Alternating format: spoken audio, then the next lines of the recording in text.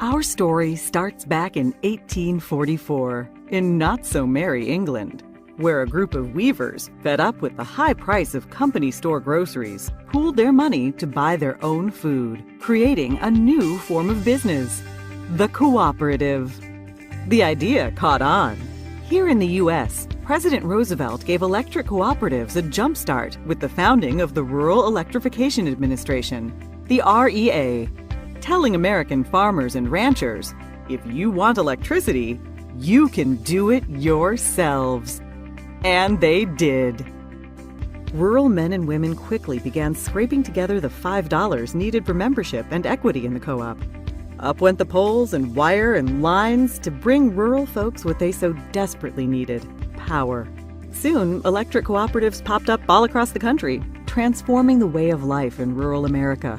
Today, there are more than 900 electric co-ops in the U.S., bringing electricity to some 42 million Americans. So how do cooperatives work? First off, cooperatives are not for profit.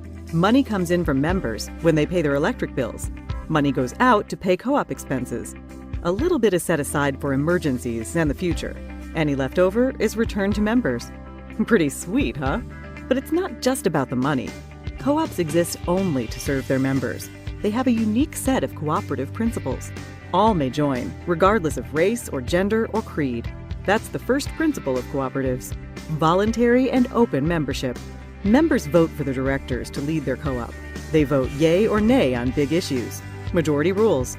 That's the principle of democratic member control. Everyone pays a little money to become a member. An owner. We call that principle participating economically. Cooperatives believe and invest in education, training, and information. That makes them smart and sets them apart. Cooperatives stand on their own two legs. Decisions are made locally for local people. We call that principle autonomy and independence. But cooperatives also work together. They join forces to restore outages after storms, get financing, do research, and speak up in the halls of government. We call this hallowed principle cooperation among cooperatives. It's what makes us strong.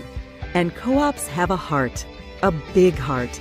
They help kids and industries and communities to grow. They give to hospitals and fire stations, ballparks and businesses. Cooperatives deeply demonstrate this principle: concern for community.